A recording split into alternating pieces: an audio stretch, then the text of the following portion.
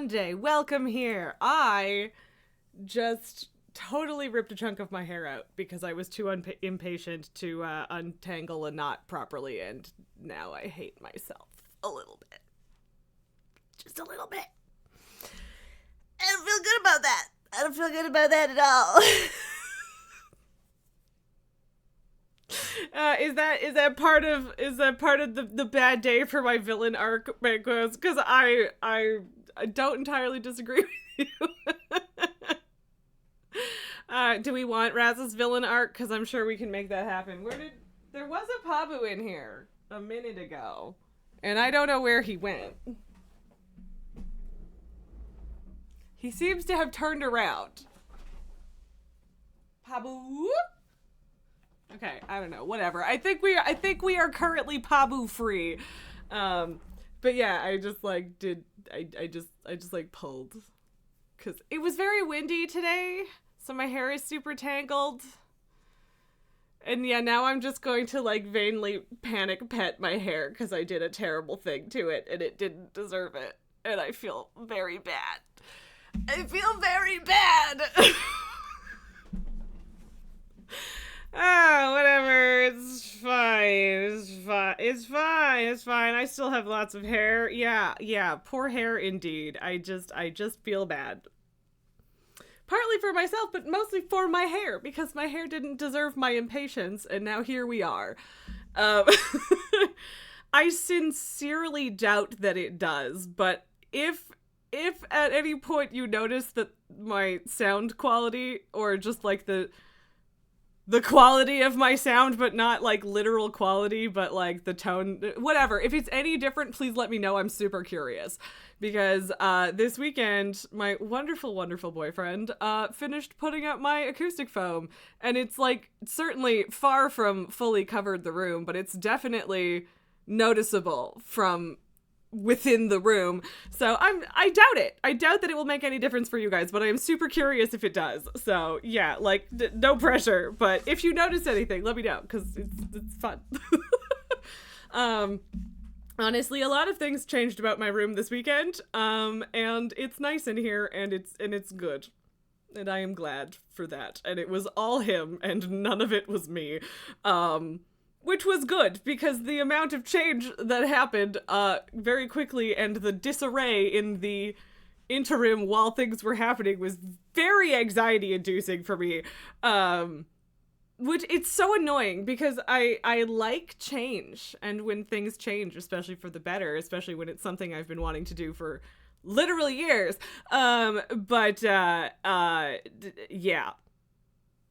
Still. Things in flux, bad, brain no scream. Even putting the shelves up last week, it was just so different that that whole night after they first went up, I was just I don't like it. I don't like change. It doesn't take me very long to get used to it, but the middle part in particular, when things are literally a mess, is also just particularly bad. But yeah, even when everything was done in here, I needed to just be okay, I'll be in here for 2 minutes, and then I'm gonna walk out for a bit so that I can chill the fuck out. Which sucks, because it's a good thing. It is undoubtedly a good thing. It looks honestly, this whole room was just a cluttered storage pile for the last year. Or more.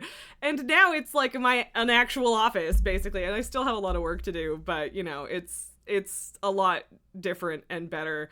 And yeah, it's funny because he feels claustrophobic in here because the sound is claustrophobic in comparison.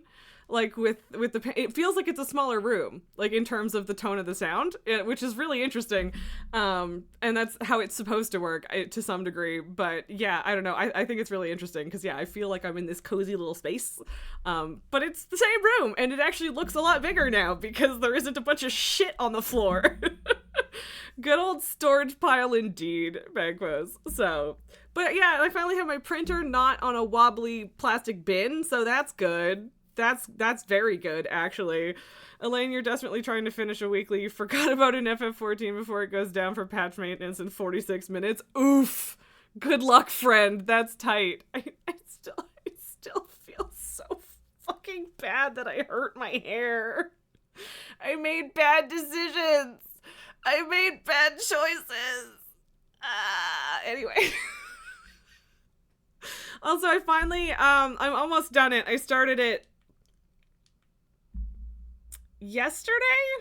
It might have been Saturday. It might have been Saturday that I started it. But I finally started reading Legends and Lattes, and I am almost done already. It is very good, and I like it a lot. And I also, so yeah, basically I bought Legends and Lattes for boyfriend for Christmas, and he immediately was like, this is fantastic, and then like sent it to his brother in a different province, because he was like, you'll like this, read it. And which, you know, means I did good on that Christmas gift. But then he ordered the special edition hardcover, so now we have that version, and that's what I'm reading. So yeah. Bingo's the only way to fix it is to cut it all off now. It's a mercy, really? Yeah. I mean, to be honest, it was like in the last little bit of it. And, like, I think it might have even been like here, because there's, I don't know, whatever. I probably will have to trim that end anyway, because, like, that's the most fried bit of it. But, like, I just feel so stupid and or bad. So, anyway, here is my much more intimidating goblet, because last time it was, like, Esme said it looked like a goblet of fire last time, because it was, like, light cranberry juice. This is pomegranate juice, and it looks way more brown in person, because it just does, but it very, like, drinking a goblet of blood on camera. Which I think is fun. So, and yes, it is boozy, because that is the deal on Mondays these days. So, yeah. I can't believe that I just, like, straight up ripped a chunk of my hair out. Why am I like this? Why am I like this? Whatever, it's fine. It's fine. It's fine. I won't be quietly panicking about that in the back of my head for the next hour. It's fine. Oh, Christ. Whatever. It's fine. It's fine. It legitimately is fine. It's fine. It's fine. It's fine. It's fine. Anyway, don't mind me. I'm good. I'm good. We're chill. But yeah, it kind of makes me not that full of hair panic. And like I can't even tell where it was, truly. So like I need to chill. I need to chill the fuck out, and also stop touching it until I condition it so that I can detangle it properly. But yes, I am in fact an idiot that makes terrible decisions when it comes to things like that. If it requires patience, I will probably choose the stupid choice. Dumb. That's me. Oh, hi. Just Walton. You can see the ominous Pabu shadow. Hi. What you doing? You coming up? What you doing? That blue light is angled poorly, so I looked over there and now I am blind. Oh, hi. Okay. So also you may notice, I did scoot up that, so that's actually stuck to the wall now, the foam. So theoretically he can't rip it down now. But also now there's a space, so now I have Deathwing lurking in there, which I think is fun. Deathwing is the only Funko Pop I have that I like. Can you not? He's like, oh, Sylvanas? You're such an asshole. Why are you like this? Why are you such a butthead? I don't know. I'm just having fun, jeez. I didn't do anything. Where are you going? You can't fit through there. You will not fit between the monitors. It's not happening, dude. Can you not go over to where the goblet is? That's not gonna end well. He does crave violence, Banquez. You are correct. Can you stop? Can you stop? Can you not? Pabu. Hi. Can you go away? I really don't want him to knock this cup over. I don't want to deal with that right now. Why are you like this? I'm bored. Mom, I'm so bored. This fucking cat. I gotta figure out what direction to tilt the ring light so that it's not on that poster. But most of the time you can't see it anyway. What are you hitting with your tail right now? Stop! Why are you like this? Why? Huh? Why? Like he's not even mad. He's just an asshole. Oh, are there shadows? The shadows are moving because I'm scritching the chin? Yeah. Thud. Thud, thud. With the tail. Hi.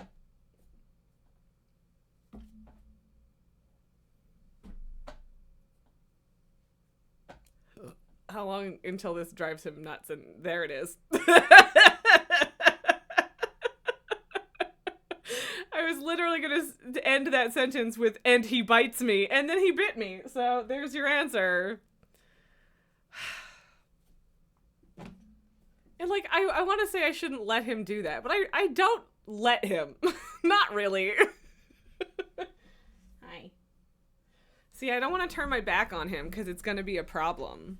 It's gonna be a problem.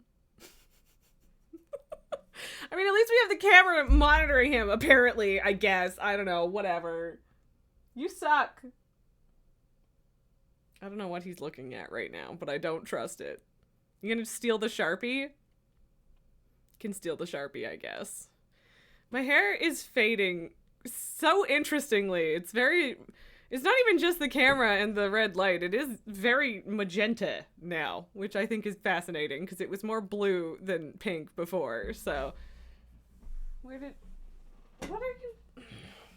doing? What are you doing in there? Huh? What you doing? What? What? What?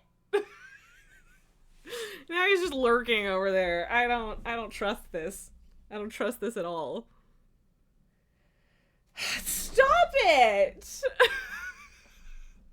There's foam about 2.5, 3 feet off the floor over there, so he just like looks at me, looks away, reaches up, sticks his claws in the foam. Like, cat, seriously. Okay, now he's licking his feet over there, so we're safe for about 30 seconds at the very least. At least that. But, you know, whatever. Fucking cat. I freaked out because of the whole camera lighting thing on Wednesday? Was that Wednesday? I think that was Wednesday. But when I first turned OBS and my camera and my light and stuff on today, it was like crazy bright and I panicked for a second. And then I realized that the ring light had gotten unplugged, so it was back to default settings, which is super bright and super white. So I fixed it. But there was a moment where I was like, oh no, uh-oh. But no, it's fine. He is now sniffing at the underside of the door for some reason. I don't know. What are you doing? Every time Pabu is in here, I'm just like on edge. Like, when is the problem gonna happen? Yeah, go away. It's fine. You can leave. I don't know if he will, but, you know, that's the invitation. Leave, buddy, leave. Anyway. Okay. Cool. I've shown you guys my rumpkins, right? I know I've shown them a little bit, but I don't know if I've shown them on my water bottle. I like the fact that this one looks like a dick because it makes people uncomfortable. And I think that's funny. That one is Kashaw, apparently. I still have the sticker sheet with most of the stickers gone, or at least a little over half of them. And yeah, there were 2 of those, and one of them is on my notebook, and one of them is on my water bottle. So I will have to get more stickers for the water bottle, but they gotta be waterproof because it is, a water bottle, and I have to wash it and stuff. So yeah. Just double checking that the cat's gone. Yes. Okay. He has left for the moment. We're safe. We're safe now. It's all good. And Bengals, you feel that? Yeah. Yeah. I'm assuming you mean about, like, the stickers and stuff, but maybe you also mean just the cat. I don't know. The one thing I hate about the Discovery over there is that you cannot see anything from the side. You need to find a place for your Pikachu sticker. Oh, God. Yeah, I have a bunch of stickers I need to find places for. And, like, this one I could put on my water bottle because it is vinyl and, like, laminated, so it would be fine. But it feels like it needs to go in this area, right? Because it's a kitty on a computer. And, yeah, boyfriend was like, hey, look, it's Lily. And so, yeah. But I can't decide whether I'm going to do, like, a sticker board or what, but I definitely need to, like, have stickers at some point in this display, right? So, we'll see. I love the way that lurking Deathwing looks with just a little bit of the light hitting him, though. I love that. That's great. Yeah, I don't know. Whatever. I'm just rambling now. Shall we get into it? A little ASMR for you. That wasn't supposed to be ASMR. I just like doing that. And then, because you bought a few stickers when some other streamer friends did a charity event over Christmas. Fair. Dang it, Doobs! I didn't, and I think it will be fine, but I did fully consider turning squats off today because at Lightsabers yesterday I was just suffering, and I got home and my feet and my legs were just angry. One moment on the squats though. Hi. No, it's okay. Come here. What? Okay, well, Pabu came back, and instead of not being a bastard, he freaked out when I tried to pick him up. Go away then. Move. Okay, well, I can't move my chair out of the way if you're there. Go away. I don't want to run you over. Scoot. Scoot your booty. Shut the fuck up, cat. That was very unexpected. Okay, no, seriously. Scoot. Yeah, go away. Nah, Dibs. Nah. Oh, just one as in one redeem? Well, thank you. To be fair, I could just turn it off if I actually don't want to do any more squats. Honestly, it probably means I should do more squats. But, we'll start with 10.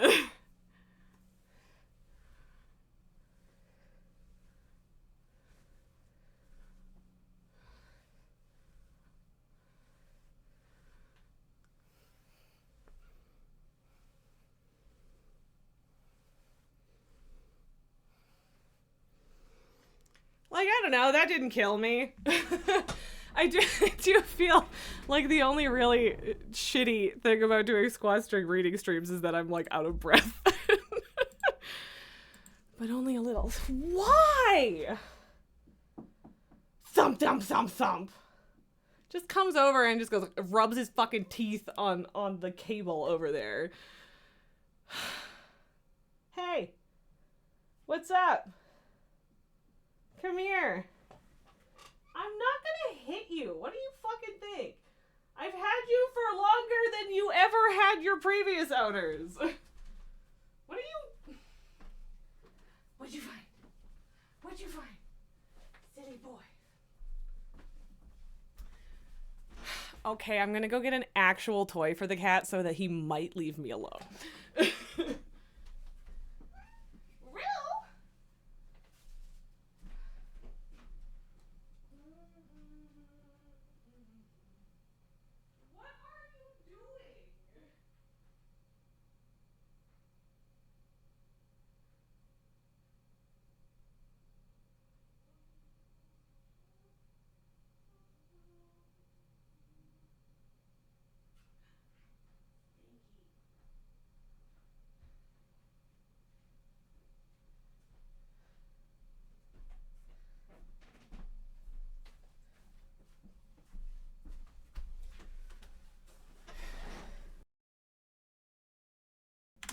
Okay, so we have a fuzzy ball.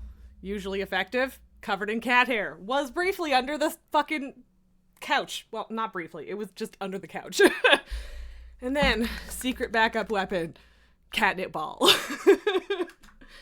So hopefully we can distract the Pabu. He did follow me out there, so it might take him a minute to come back. So hopefully, fingers crossed. Then I'm like listening for little kitty tum-tum-tum-tum-tums. So, yeah, anyway. It's fine. Pabu will be good. He'll behave. Surely.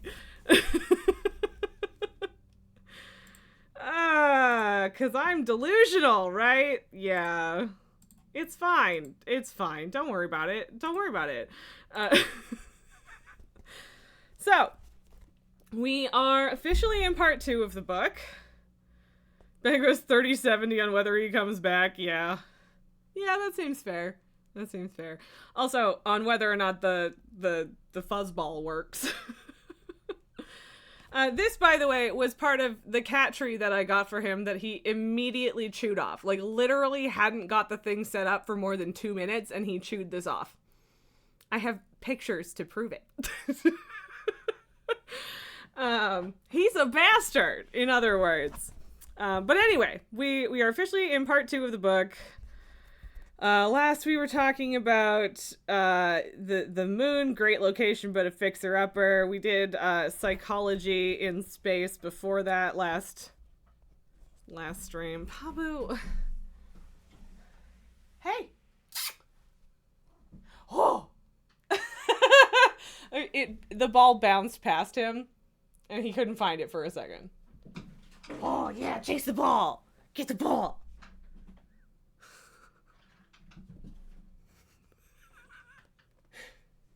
Did you get it? Brrr. Hi. Come here. Here, I'll throw it again. Okay. Yeah, I don't know how long this is going to entertain him, but we can try.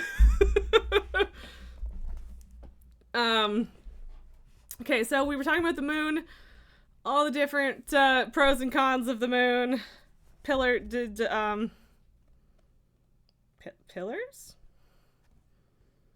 Whatever. Eternal darkness and eternal light. All that jazz. The poles. Lava tubes.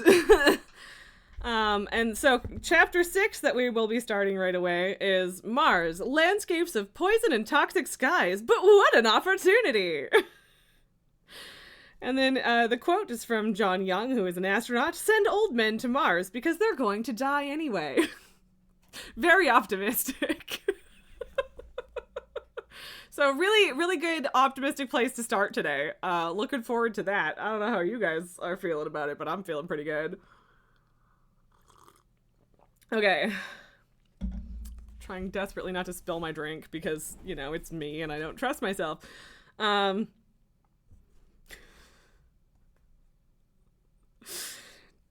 sorry, I just thought back to the hair thing for a moment. I was like, how am I this dumb? How? Anyway, it's fine. Oh, by the way, not related to the book, but I am trying to figure out how to balance all of the games that I want to play. What? What do you want? Why are you back?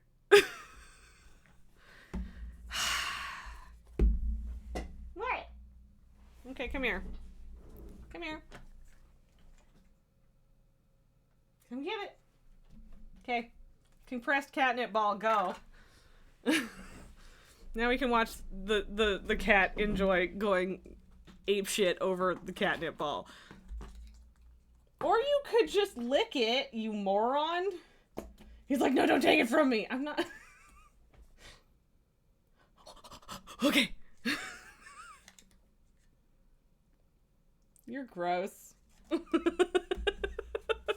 So that may or may not be entertaining for everybody. We'll find out, I suppose.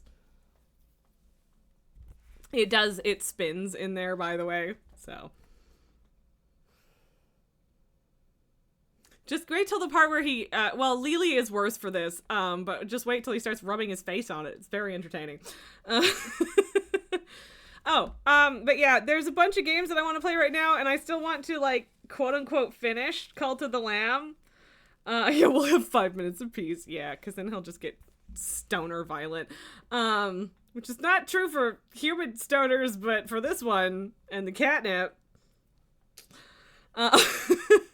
Maybe he'll fall asleep after that, though. But yeah, I still want to finish Cult of the Lamb, even though it's a game that kind of doesn't have an end, but we can, like, do the story part on stream for sure. And I'm enjoying that a lot. But also, the Peach game comes out this week, although we won't play that until next week, because I think it's Friday that it comes out. And then there's the big motherfucking Stardew update tomorrow. And I can't decide if I want to play that tomorrow or not. And then there's also Potionomics, which I think you guys will really, really like, and I really want to play, but I want to wait until I'm streaming it to play it, so I'm kind of like, I really want to play it! Congratulations, sir, you have licked it into a very furry corner. Ew, now it's wet, and now there's a bunch of Lily's fur on it. Gross. Should I not have put that in there? Jesus, dude. Oh, that thing is soaking wet. It's disgusting. That's right, Banquos. I forgot there's also a WoW update tomorrow. I don't know what is in that WoW update, but yeah. Okay. You're not completely stupid. He was holding it for a second. Okay, and then he stopped, so maybe he is in fact just that stupid. Nom nom nom nom nom nom. Yeah. Oh, yeah, delicious catnip. But, yeah. Elaine, you think we all know it's the pirate flag? Yes, so yeah, there was the pirate flag about the update.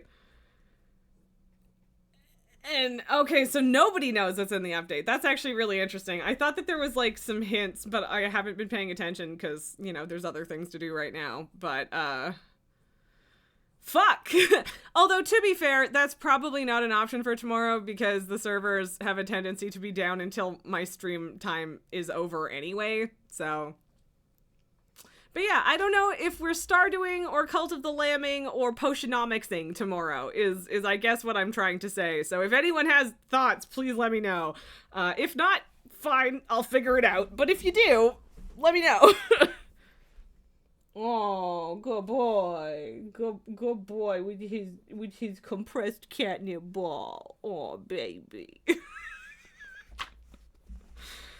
Anyway, let's find out why Mars is terrible to live on.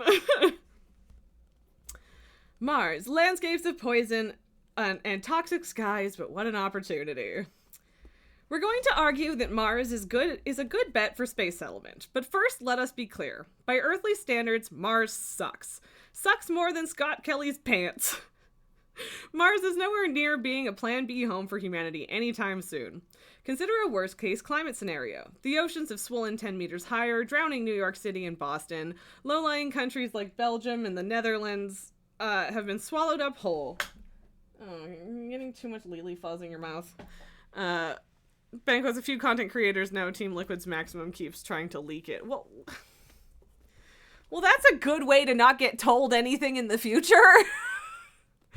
But yeah, I mean, that's not entirely surprising. But yeah, you don't leak that shit, guys. What did you do with it? Where did it go? Oh, he licked it into the corner and I didn't see it. I was like, what the fuck did you do with it? You good? Don't you dare. Don't bite me. I gave you that catnip ball. There. You can't have it anymore. Now what? He's like, I was done anyway. Anyway. Low-lying countries like Belgium and the Netherlands have been swallowed up whole. Heat waves make parts of the southern hemisphere uninhabitable as the planet is ravaged by floods, droughts, wildfires, and massive tropical cyclones. More than half the world's species die, coral reefs become bleached skeletons. Okay, are you actually... Oh, no, I was like, are you actually done with it? Apparently not. Done with 11 minutes to spare. Congrats, Elaine. I'm glad you managed it. Well, at least he's happy. It worked, I guess. Freshwater sources from snowpack melt away or are fouled by rising seas. Tropical diseases make their way into formerly temperate climates. Crops fail, people starve, and violence breaks out as over 1 billion climate refugees beat against the closed gates of the comparatively livable north. That planet? Eden compared to Mars or the moon. That Earth still has a breathable atmosphere, a magnetosphere to protect against radiation, and quite possibly still has McDonald's breakfast. It's not a world we would like to inhabit, but it is the one world in the solar system where you can run around naked for 10 minutes and still be alive at the end. What makes Mars beguiling to space settlers is not its current state, but its potential. On Mars, you have, at the level of chemistry, most of the stuff you need to stay forever. And the most basic stuff like carbon, oxygen, and water is easy to acquire, at least by the stingy standards of space. Mars is thus a place we can not only survive on, but expand into. With enough time and effort, Mars at least holds out the possibility of a second independent home for humanity. But it sucks. Oh, baby. He's just blissed out. Stoned cat. The case against Mars. Like the moon, Mars is covered with dead regolith. There is some weathering from the blowing wind, but not enough to prevent jagged particles, and Mars has something extra. The Martian surface is poisonous. Perchlorates, a class of chemicals found in trace levels on Earth, make up 0.5 to 1% of Martian surface soil. Exactly how bad this is depends on your perspective. More optimistic space settlement geeks will tell you that the perchlorates can easily be reacted into oxygen. But we should note that perchlorates are a pretty nasty chemical. At high doses, they cause thyroid problems by competing with the iodine ions in your body needs to produce certain hormones. This is probably not good, especially for developing fetuses and children. So we lean towards the less optimistic take. When people talk about space, they are often weirdly generous to conditions they would never accept on Earth. Imagine you're planning to have kids and are looking to buy a homestead. How do you feel about a real estate agent saying, "It's a great location, but I should mention the surface contains high levels of chemicals that are dangerous for children. And those chemicals can get taken up by the edible plants. So if I were you, I'd convert those perchlorates to oxygen before you put in the veggie patch." Fair. Martian dust is also more active than moon dust. In 1971, as the first Mars orbiter, Mariner 9, approached its target planet, something happened that surprised the scientists. The red surface of Mars seemed to resolve itself into featureless smoothness, apparently a flat disk where a sphere was supposed to be. It turned out the entire planet, except for bits at the poles and the tall volcanic peaks, was enveloped in a single massive dust storm. Impressively, from the perspective of human discomfort, these dust storms occur even though the atmosphere is quite thin, just about 1% of Earth pressure, almost entirely made of carbon dioxide. The net result here is that if you step outside, you still die about as quickly as you would on the moon, but also from time to time, the sky is blotted out by killer toxic dirt. So pleased with himself. This will keep the humans indoors. Unfortunately, their outdoor equipment, such as solar panels, will become less useful when coated with toxic regolith. Even without dust storms, photovoltaics won't work as well.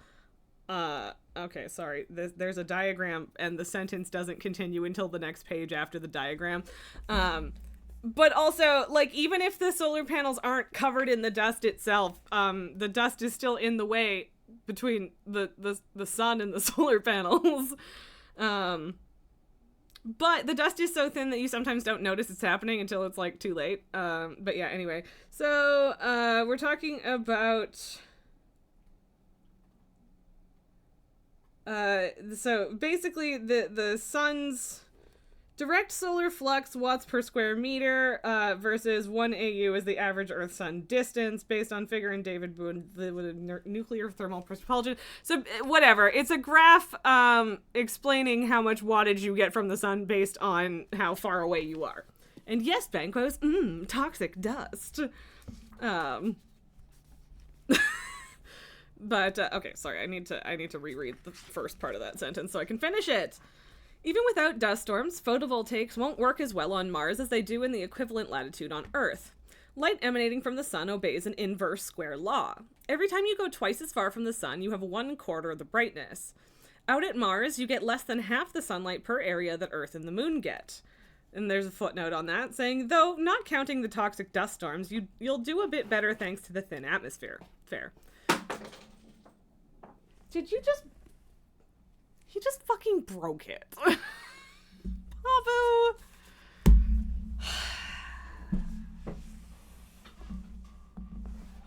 Now we've got a wet, dusty catnip ball and the housing which it once sat in. Because there were little pegs holding it in and one of them just snapped off because someone's an idiot! Well, I guess you're done. Oh, actually, it might have just popped off. I might be able to fix it. I want you to know I hate you! Yeah, he deserves that. But yeah, I think this might be fixable, maybe. Oh god, this thing is wet and I hate it. I hate it so much. Okay, yeah, as far as I can tell, it wasn't actually broken, it just popped off. So, okay, ugh, this wet catnip ball. Real Pabu hours here. Yeah, Bankos. Truly. Wanna lick the wet catnip off my finger? No. Fucking stupid cat.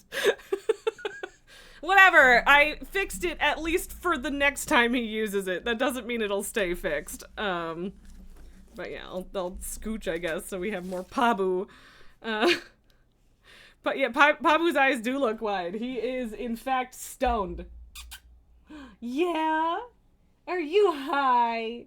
Are you a stoner cat? Yeah. Oh, so happy. So much happier than before.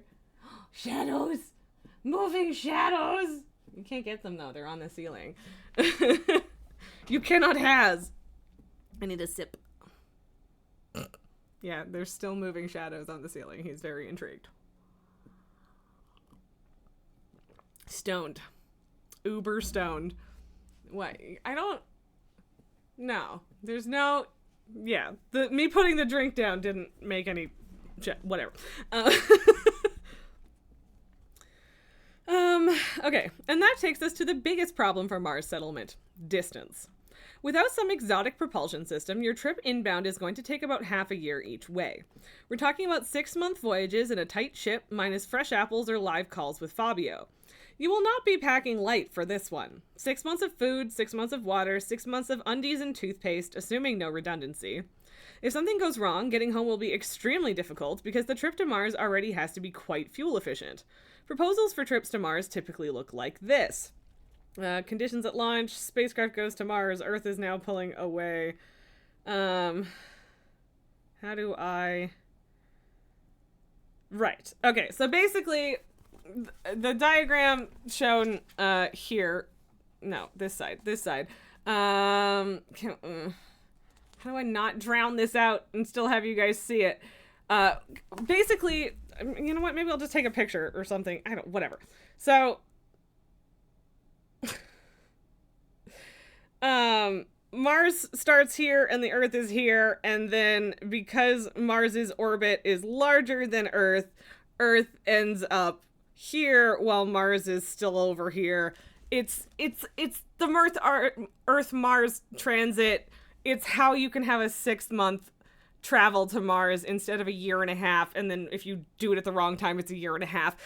Because basically, Earth and Mars move around the sun at different rates, and so that, yeah. Anyway, unfortunately, I can't explain that diagram super well, but simply put, you leave Earth at high speed, slowed down over time by the pull of the sun. Having used up your outward momentum, just as you arrive, you burn a little propellant and switch to Mars orbit. Now, make sure to settle in and get comfy because Earth has raced ahead of you in its comparatively short journey around the sun. And the footnote there... Theoretically, you could burn a massive quantity of propellant to make a beeline for Mars, but that route is doubly inefficient. You use way more fuel to get fast, then use way more fuel at the end so you don't beeline right past Mars. Even if we had a moon base supplying ample propellant for cheap, you might still not do this because efficiently using that larger amount of fuel, you can get more stuff on the spaceship. There are a number of different proposals for Mars landings, but all of them involve a multi-year voyage. Yeah. Basically, you use the orbits and gravity to get there faster and more efficiently rather than just going, right? So, yeah. Earth is raced ahead of you in its comparatively short journey around the sun. Even for an initial Mars trip, that's a good 2 to 3 years total spent away from Earth. Once you're partway into your trip, you cannot go home until Earth and Mars are about to sync up once more. This is risky. When the service module for the Apollo 13 mission experienced an explosion en route to the moon, part of why the men survived is that physics provided a very short, free return trajectory back home with a minimal use of propellant. The Martian equivalent would take longer than a year. If something goes wrong on the surface of the moon, there's some world in which you can be rescued by a ship from Earth or an escape pod home. If something goes wrong on Mars, you're likely on your own. You can't even get a real-time phone call to help with surgery or repairs. At the greatest Earth-Mars distance, a signal takes 22 minutes each way. At the shortest, 3 minutes. And like on the moon, there don't appear to be any minerals with economic value to export to Earth. For export to Earth. So yeah, I tend to go by the 20 minutes feature or number because obviously like 22 minutes is the longest it takes, so that's the fair thing to assume. But when I was looking into it, it was interesting to find out that there is a point in the orbit where transmission is only 4 minutes, which is honestly a crazy difference, but it makes sense. Although there is also a point at which you cannot communicate at all because you are on opposite sides of the sun. And there are ways around that, and it's not for a huge length of time in the orbit, but it is a problem that I no doubt they will bring up. I would be surprised if they didn't anyway. But, I mean, they might not. It's kind of a nitpicky detail when communication is already a different kind of an issue, so, yeah. The proposals we read sometimes talk about deuterium, a hydrogen isotope found at higher concentration on Mars. This is even less plausible than helium-3 on the moon because it's farther away, worth less, and is readily available on Earth. Others talk about finding rare elements on Mars, which in fairness hasn't had several millennia of being mined by humans. But we don't know if such elements are easily accessible, and even if we did, getting a rare element mining operation running on Mars won't be happening anytime soon. For these reasons, even among enthusiasts, return on Mars investments plans tend to focus on services rather than goods, things like tourism, scientific research, and media sales. Getting to Mars may require beautiful science and elegant engineering, but paying the rent? Only reality TV can do that. So, that's Mars. Most of the problems of the moon, plus toxic dust storms and a half-year flight each way. Why then do so many settlement advocates favor it as the ideal second home for humanity? The case for Mars. Okay, the location isn't great, but the gardening opportunities are tremendous. Once you've removed toxins from the soil, that is. But listen, Mars has all your favorite elements. Oxygen, hydrogen, carbon, nitrogen.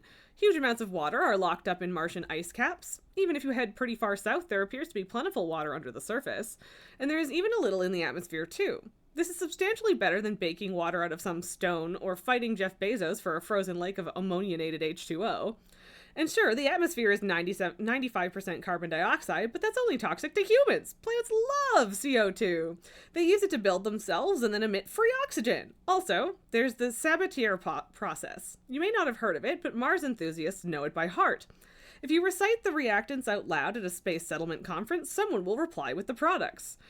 And the footnote on that is, we originally wrote this as a joke, but are informed it has actually happened at a National Space Society conference. That's very funny. Yeah, he's all tuckered out now. Looks like we did good with the catnip ball. Okay, fine, I'll do squats. But they do have a diagram here. So it's CO2, 4H2, CH4, which I know is methane, which is flammable, and 2H2O, good for water guns. But yeah, so that's the elements they're talking about in that joke that I barely understood. So. Oh, sleepy boy.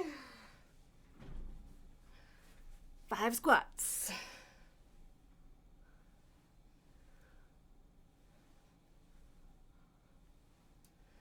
Honestly, I could probably do lazier squats if I really wanted to also. What? Yes, dear. Frickin' cat child. Anyway. Alright, opening book again. That ball ain't shit. Yeah. What? What? But yes, I do think it's funny that the diagram says amen underneath. Carbon dioxide and hydrogen in, methane and water out. So that's yes. Okay. Oh, it's 4 of H2. Yes. So yes, okay, I get it. Carbon dioxide and hydrogen in, methane and water out. Water is convenient when you want to not die in 3 days, but methane is handy over the long term. If methane sounds familiar, that's because it's a common constituent of flatulence. Contrary to widespread belief, methane is odorless. Also, it combusts when reacted with oxygen and can be used to power rovers, habitats, and in liquid form is a fine rocket propellant. And a footnote there is, so is hydrogen, but hydrogen requires ultra-extreme cold temperatures to stay liquid. At atmospheric pressure, a mere minus 162 C will keep your methane liquid. Hydrogen must be held at minus 253 C, which is close to absolute zero. Yeah, not great. Babu, yeah, that ball ain't shit, and then 5 minutes later, Babu. I can't really mimic that emoji, but yes.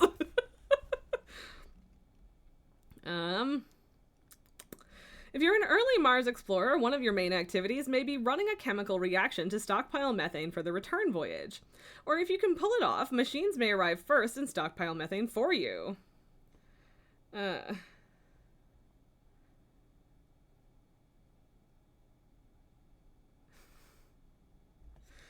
It's just a diagram of the rovers chanting the in products and the out products as if they are currently crafting it.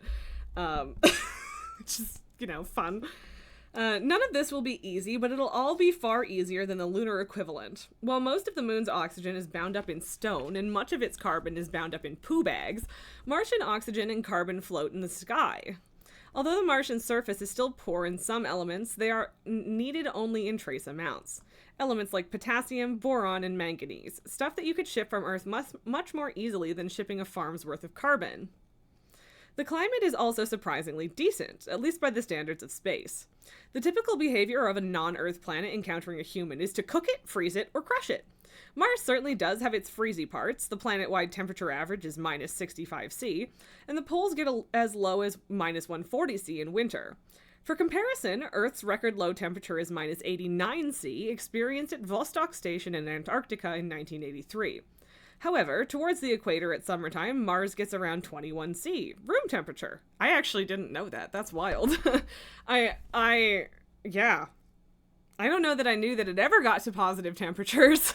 But yeah, I knew that it was manageable levels in that we genuinely see colder temperatures on Earth sometimes, but that's fascinating and I know this because I take great pride in suffering through a place that gets colder than Mars every winter, except maybe not this winter, but and by colder than Mars, I mean colder than Mars at that moment, because our rovers track it, right? So it wouldn't be hard to be colder than 21 C, but you can be colder than the equator of Mars on that day in certain parts of the world, including where I live in Manitoba.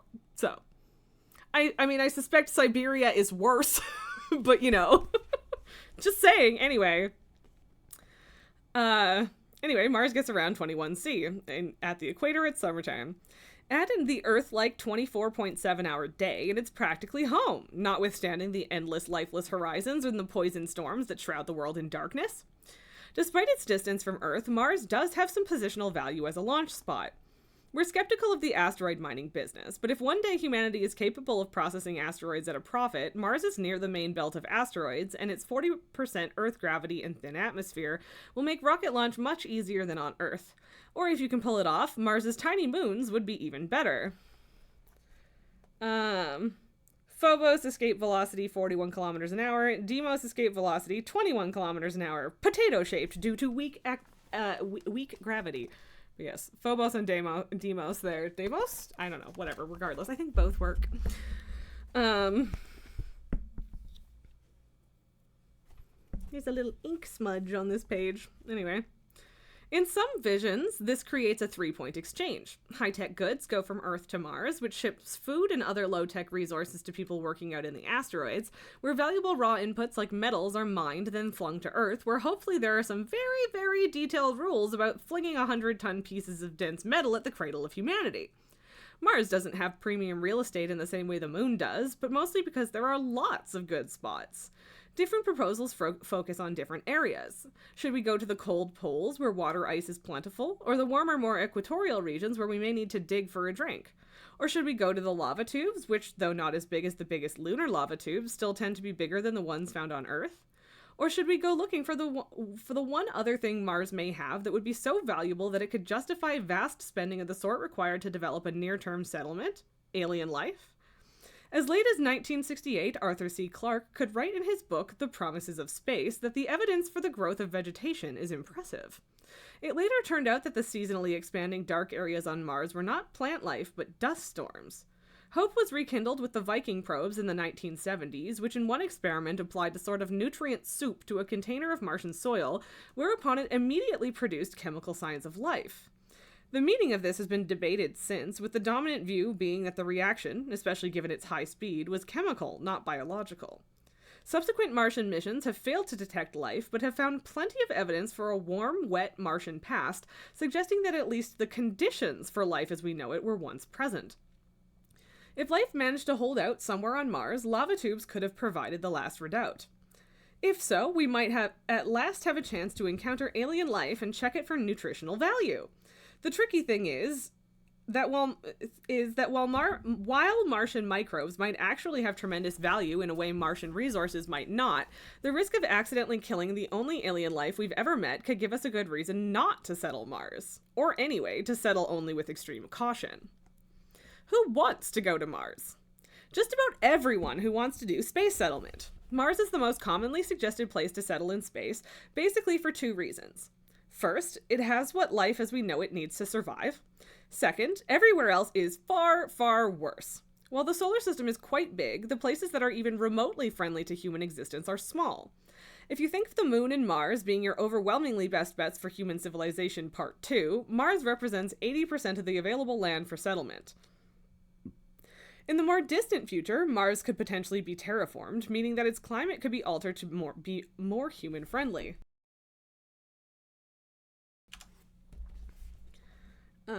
Not everyone thinks terraforming will be possible, and the proposals in favor of it tend to be, shall we say, a bit dramatic, calling for fleets of nuclear weapons to be detonated at the poles, or for redirected celestial objects to create a similar effect using only speed and mass. Why do this? To convert all of that ice into water vapor, a potent greenhouse gas. By this means, it's conceivable that Mars could be tuned to be warmer, wetter, and more inviting to oxygen-producing plant life. In the fullness of time, this might make for a world where humans could go outside without a pressure suit. We don't intend to explore this too deeply because the technology won't be available for a very long time, and perhaps just as important, the international law consequences of redirecting nuclear weapons and giant space objects to permanently alter the climate of the only settlement-worthy planet are, let's say, interesting. But if you buy our earlier argument that wait and go big might be the right path to populating space, terraforming Mars would be, in some sense, be the ultimate version of that. So, the Moon and Mars are your best options, but as we discussed in our look at space medicine, it's at least possible that partial gravity will create major long-term physiological issues. If so, the next best option is likely to be a gigantic rotating stations built in space. So this is our update on where our spacefaring Astrid and her family are, and it's, god damn it, babies floating in a tube while she looks at pamphlets for the Moon and Mars. And apparently boyfriend got coffee on this page. Don't worry, we're just gonna wake Mars up. Yeah. Well, then all we need to do for that is stick a giant sword in it. What you up to, Sargeras? Giant rotating space wheels. Not literally the worst option. Some people think the giant balls of matter colloquially known as planets and moons are simply not the way to go for settlement. Like, have you looked at planets? They're so wasteful. There's this whole middle part of Earth you never even visit. Does that inner 6 billion trillion tons of mass really spark joy? Sure, you get a magnetosphere and an atmosphere to stop radiation, but all you really need for that is some shielding. And sure, you get gravity, which is nice when you're walking around, but that can be generated artificially just by spinning a million-ton space wheel. Why bother trying to fix up nature when you could start from scratch? In short, because it's harder than the other already really hard options for space settlement. This is unfortunate because huge rotating space stations are probably the most compelling visuals in the history of space settlement concepts. Often depicted as sweeping artificial countrysides where views of forests and streams are cut through with open windows to the speckled blackness of space. Not everyone loves these pictures, though. In our experience talking to space architects, the phrase, "I hate those," was used because they give the public a thoroughly misleading idea of what's plausible. And then they have a rendering of, like, the inside of a space ring and just a frowny face and probably not. Banquo's currently getting fought to death by Illidan, you think? Probably. That sounds about right. You think they kill each other and then some cosmic force revives them and they just do it again? The case against open space settlements. Any near-term design for such a station will likely be built from parts created on Earth.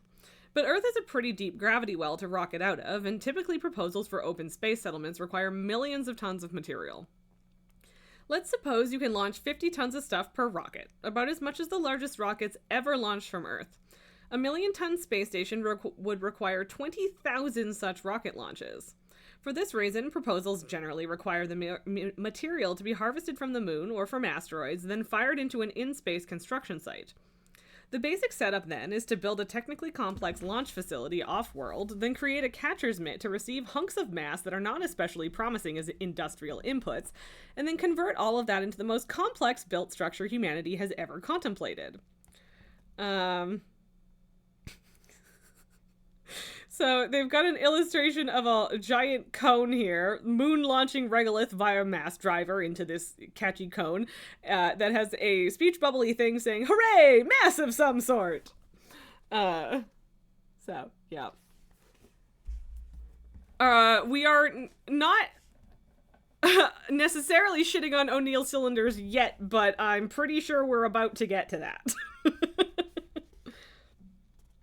That sounds hard. Can we make these things a lot smaller, perhaps? Probably not. In order to walk around the rim of a spinning wheel without getting nauseated, the wheel needs to be really, really big. If it's not clear why, consider an extreme case. You're in space, and the radius of the wheel is precisely the same as your height. Imagine the wheel is spinning so quickly that your feet push into it with the force of Earth gravity. However, your head is at the center of the wheel, experiencing far slower rotation, something close to zero gravity.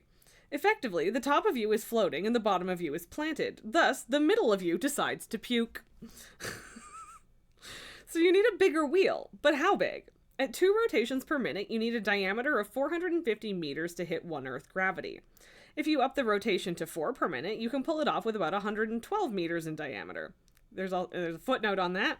You could also do a more low-rent version by having an incomplete rim, possibly even just a pair of living spaces connected by a tether, but now you're really giving up on the big space station settlement dream. Yeah. But how is a human who is spinning around at 4 rotations per minute going to feel? Honestly, we don't really know. The studies that have been done use small sample sizes, don't last very long, and frequently are done on people who are known to be less susceptible to motion sickness. Plus, they are mostly done on Earth, and some data from Skylab suggest that rotating on the ground may be more sickness-inducing than rotating in space. So they've got a spinning circle with a person in it saying, "Hooray, I'm an astronaut!" And then a ring showing how big a 450 meter radius space ring would be with a puny International Space Station is 10% or 108 meters across in the middle of it. So, hooray, I'm an astronaut and giant space ring. Elaine, even without the 0G, the extra weightlessness issue, the rotor and yes, okay, the rotor came close to making you puke. Yeah. Like, rotation is not super great in that regard, for sure. So, yeah, you'd have to have a wheel big enough that you can rotate relatively slowly, and yeah, the Coriolis effect is just it's a fucking mess. So yeah. Anyway, even if we assume the best case, where you only need 112 meters diameter, that's still far more ambitious than anything we've ever built. The ISS, which cost over 150 billion to construct, is about 112 meters long at its greatest length, but doesn't include a huge habitable wheel around its rim. Even with the recent cost reductions for launch, this is going to be pricey. Elaine, it's like, have you ever been on a spinning amusement park ride? Yes. Yes. Although fortunately not one where where my head was pointed at the center of it, but yeah, that would be even worse.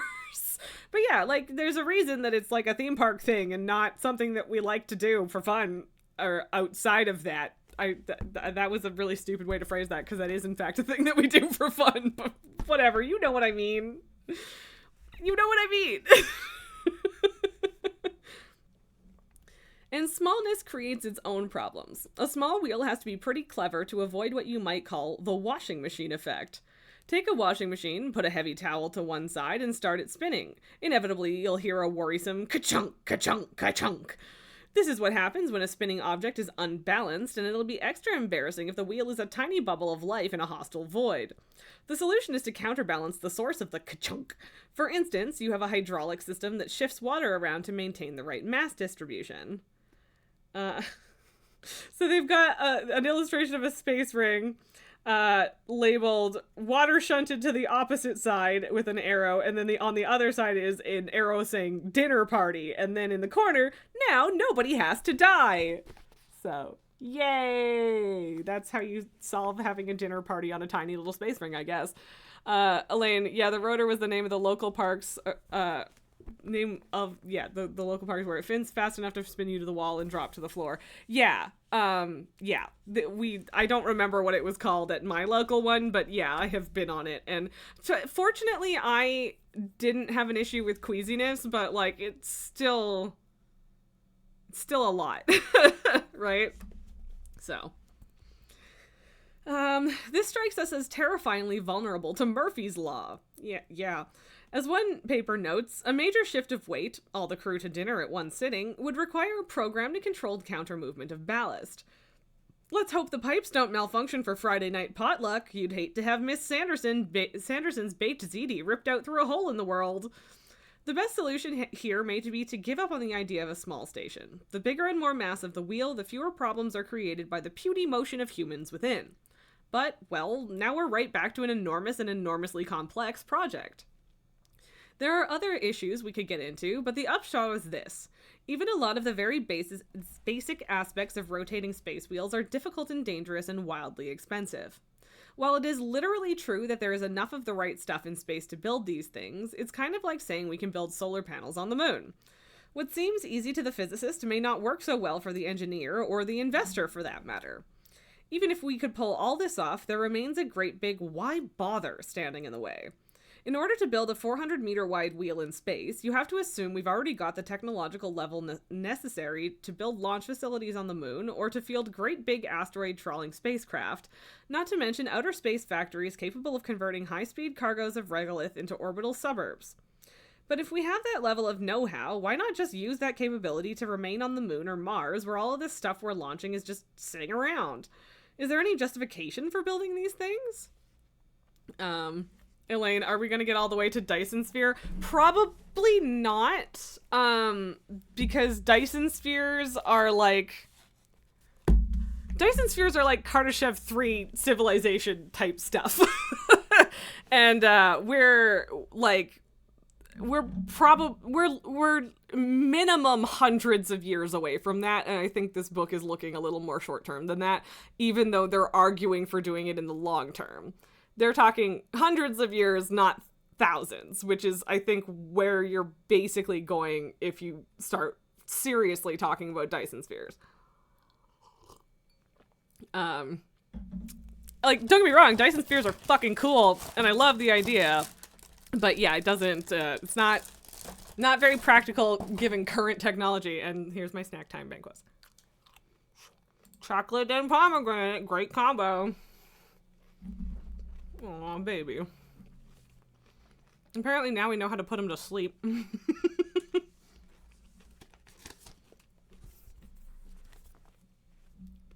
But yeah, I understand the why bother. But like I don't know. I feel like to me the space wheel idea solves a lot of the problems with the moon, whilst maintaining the potential for like being near enough to solve all of the issues of the distance of Mars, right? But like, yeah, I don't know. There's a lot of complexities, but they are also going to make there is a section that is the positives of these. So, but this is the negatives right now.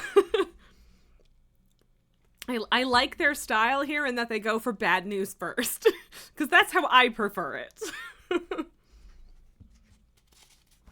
Anyway, is there any justification for building these things?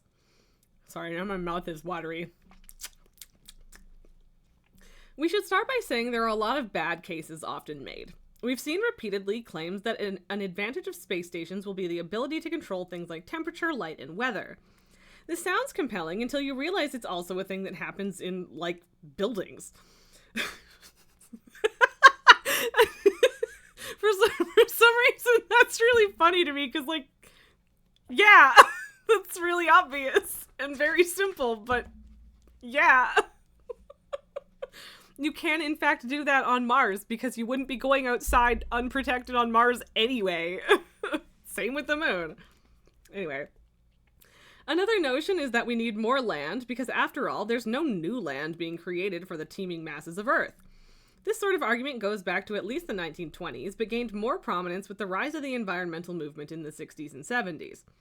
One can dispute what the optimal population of Earth is in terms of consumption, but it's pretty clear that land for people to live on is not our biggest problem.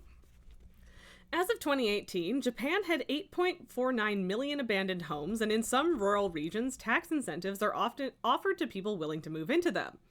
A quick Google search locates 8 towns in Canada alone offering free land if you'll pretty please just move in. Honestly, yeah. Just saying those aren't the fun places to live in Canada. But yeah, like, they are absolutely right. We don't have a land problem. We have a comfortable land problem and a land with appropriate infrastructure problem as far as modern human living. But anyway.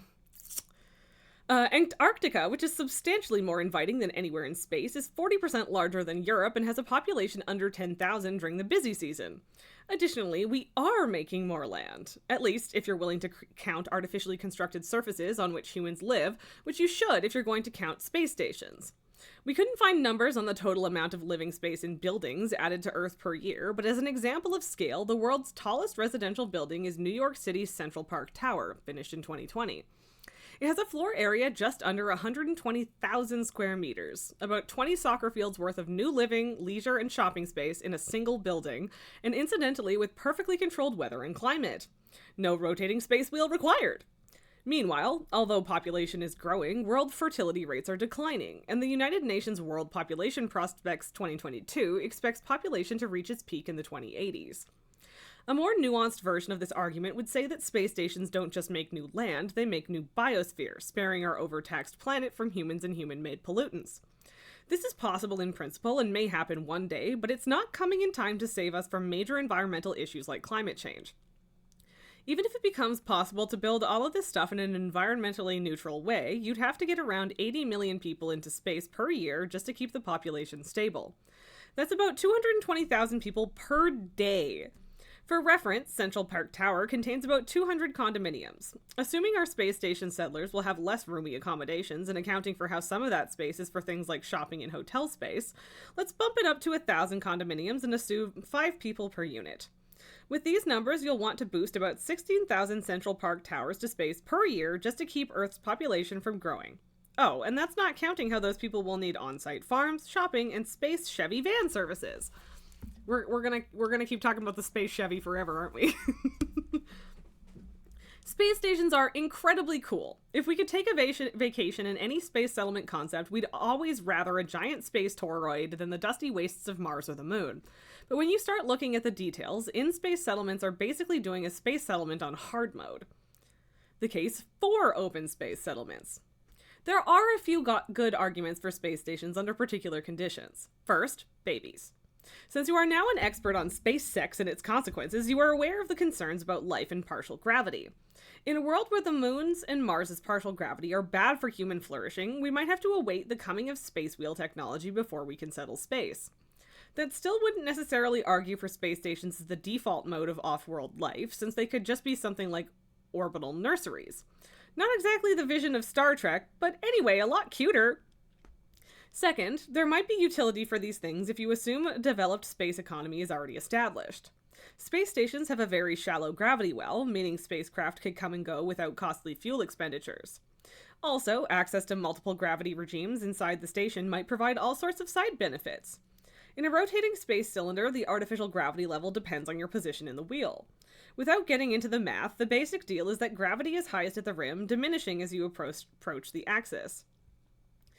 Okay, I saw something pop up, but then it wasn't in the chat thing, but it's squats. All right, I'm gonna finish this little chunk first. The most awesome result here is that people could fly down the middle of a cylindrical space station, but there would also be practical appeal for manufacturing. Spacecraft construction might be easier in a zero-gravity facility, or you could set up a very low-gravity facility so you can easily manipulate very heavy objects without having to deal with the floating debris of zero gravity. Okay.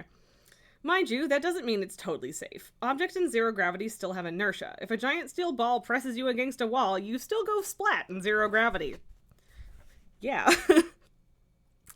And they have a little illustration of a cylindrical space station. As you climb towards the axis, each deck has a proportionally less gravity. Halfway to the axis reduces your weight by half, with pure microgravity along the axis. So, space wheel. And then that by the way is Astrid looking at the space station's brochure. We'll get to that in a moment. He's so sleepy. He's so sleepy. 10 of them this time.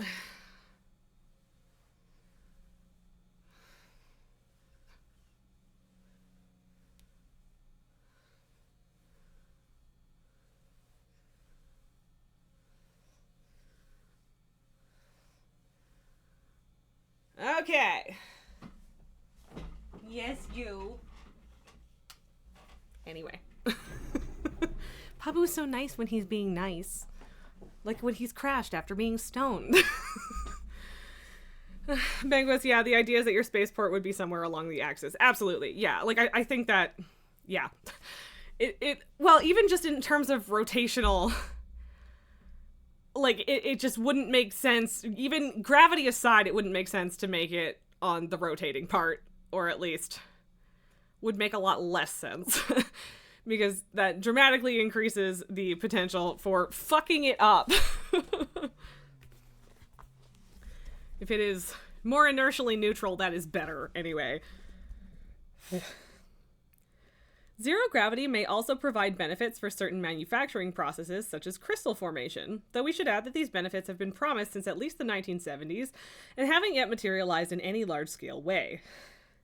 Sorry. That was actually a really long sentence.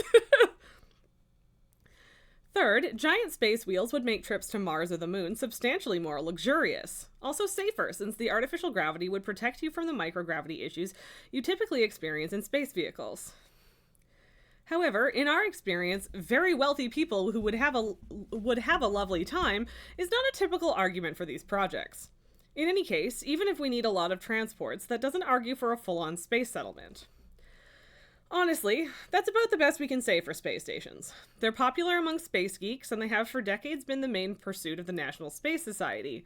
But unless partial gravity is a showstopper, we don't see rotating space stations as a settlement priority for a long time. Many of the arguments made for space stations have their historical origins during a particular period of the 1970s when it appeared that environmental degradation was going to cause imminent worldwide famines, and when the price of space launch appeared to be falling rapidly. Meanwhile, renewable tech that we take for granted, like cheap photovoltaics, massive wind turbines, and advanced battery storage, were still decades away. If you combine all those constraints, resource calamity in the extreme short term, space access very cheap, and no other options, there might maybe have been a case for huge solar power collecting space stations with factories and artificial human habitats. But the widespread famines never came, renewables got cheap, and space travel has remained relatively costly, even accounting for recent changes. Today, if you're going to move a bunch of humans off Earth, space stations are unlikely to be a priority. But hey, there are worse options! And so, yeah, there's the Astrid going, worse? There is a footnote to the thing about the world's widespread famines never coming. That's not to say there weren't any famines. However, the ones that did happen weren't on the predicted scale of hundreds of millions of people, and in addition, they were frequently caused by war, not consumption outstripping resources. Contrast this with Dr. Paul Ehrlich's statement in the prologue of 1968's The Population Bomb. The battle to feed all of humanity is over. In the 1970s, the world will undergo famines. Hundreds of millions of people are going to starve to death in spite of any crash programs embarked upon now. Wow, that was grim of them. See Gaza now. Yes, Elaine, exactly like that. Exactly. Artificial famines that have nothing to do with actual resources. Anyway, I'm gonna not get angry about that right now. So chapter 8 is worse options. The moon, Mars, and space stations are the most common proposals for space settlement, but not the only ones. However, everywhere else is so very much worse.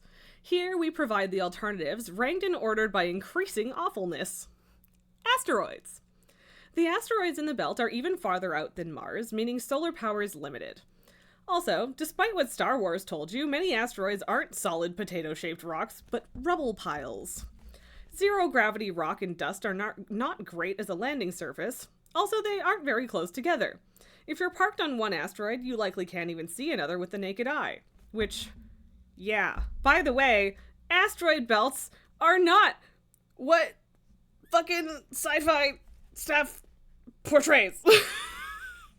They're not dense clusters that will immediately destroy your ship. Stop it! But I get that that's not visually appealing. Anyway. Ideas for using asteroids to promote settlement tend to focus on the potential to make money by harvesting asteroid resources. We are skeptical. Reading proposals, you hear about hundreds of trillions of dollars worth of minerals in the asteroid belt at current prices. Setting aside the fact that reducing the scarcity of materials lowers their prices, it is not clear that we can even get the asteroid materials at a profit. It does you no good to know that asteroids are worth $700 trillion if it costs $700 trillion and 10 cents to get them to market. After all, if you're willing to just ignore the cost of acquisition, you're really better off digging on Earth. Earth contains about 10 to the 23 tons of iron. If we assume a value of $100 a ton, that's roughly a bajillion, zillion, hajillion dollars worth of iron. And that's not even counting the gold, the silver, the diamonds, and all the friends we'll make along the way. The fucking sarcasm of that. Jesus. Oh, I need to check off those squats so I don't convince myself that I haven't done them. There we go.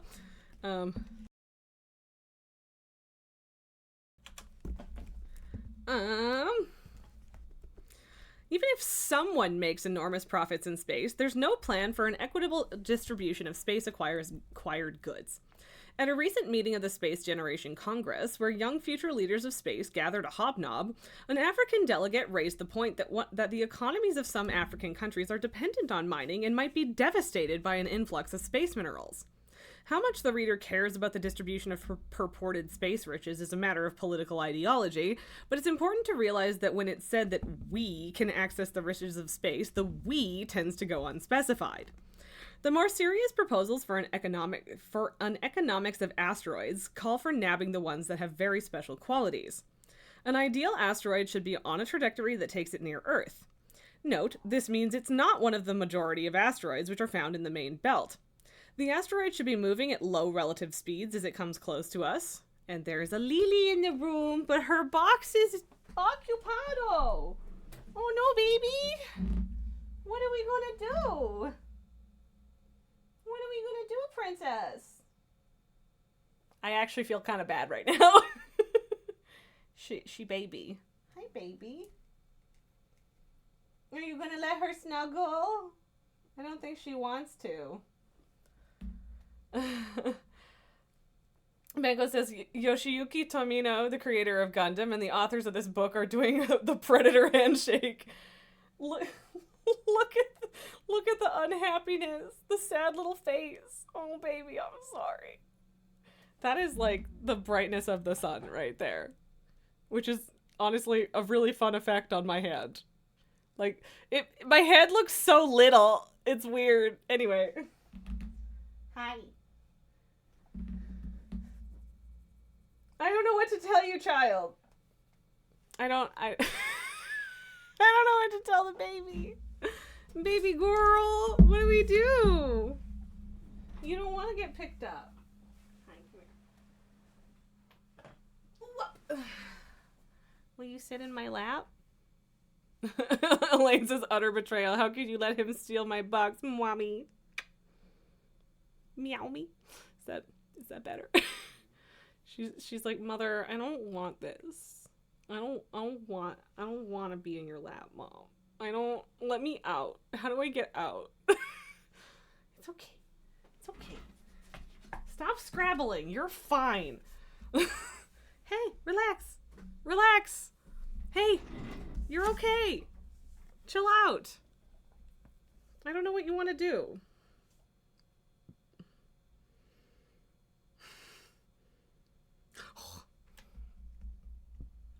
Do I smell like catnip? Jesus. Oh, princess, I'm sorry. And Papa's just like, what? What? Oh, baby girl. What are you gonna do, sweetheart? Or have you just sniffed the catnip? Oh, catnip. Mother, I am not a lap cat. This is accurate. Okay, well, apparently Lily is going to sit here and avail herself of the catnip ball, even though I have two separate ones. So usually, do you want me to go get the one that has your spit on it instead of Pabu's spit? I can do that. Hang on a second. She's like, but no, but the catnip, Mom. Okay, fine. Jesus, if you're going to freak out and leave, then relax. Jesus. Okay, whatever. I guess we'll just have Lily Butt right here. Lily Butt? Yeah. Oh, catnip. Oh, or not? No? What? What are you doing? Baby. Get your tail out of the camera. Hi. What? Was it? Okay, we're back to the catnip ball. It's fine. Relax. No, I shall not, Mom. I will not relax. I am incapable. And Pabu is like, catnip ball? Lily, what? Oh my, for fuck's sakes. She's being squirrely. What? Okay, whatever. I'm ignoring you then. If that's what's gonna happen, I'm ignoring you. Tail. What? What do you want? Where do you want to go? I don't know, Mommy. I just want to hang. I just want to sit down. I just want to lay down. I want my box, Mom.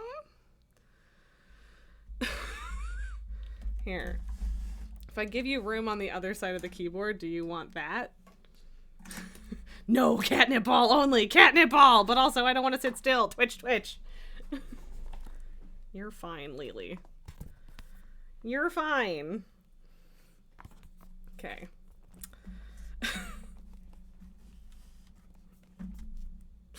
Cat problems. Stop it. Stop hitting me with your tail. Oh, big stretch. Oh, you're just adjusting. All right. No free box for Lily.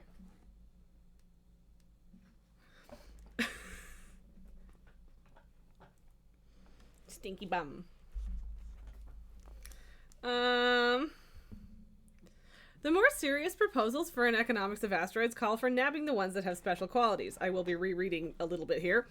An ideal asteroid should be on a trajectory that takes it near Earth. Note, this means that it's not one of the majority of asteroids which are found in the main belt. The asteroid should be moving at a low relative speed as it comes close to us, and it should be one of the rare asteroids with a high concentration of valuable metals like rhodium and platinum. A recent estimate suggests that the total number of known, slow-moving, near-Earth asteroids containing at least $1 billion worth of platinum group metals is around a few dozen. We talked to Dr. Martin Elvis, whose name is Elvis, and who is also an asteroid mining expert, and he said that he expected the number to go higher, but that the ultimate goal would have to be mining the asteroids in the main belt beyond Mars. And there... a footnote on Dr. Martin Elvis... We are just leaving a footnote to declare our love for Dr. Elvis, who not only tolerates, but insists on our Elvis jokes. Also, nearly as important, he gave us excellent notes on this section, even though he disagrees with parts of our perspective. If you want to learn more about asteroid resources, check out Elvis's 2021 book, Asteroids. So there's a neat little illustration showing the main belt of asteroids with Mars, Earth, Venus, and Mercury in the center. It's a big ring.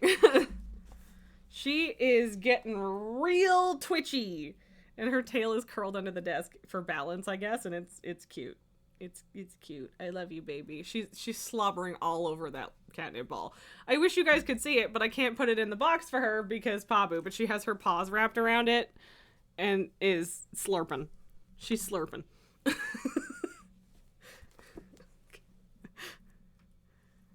Hang on a second.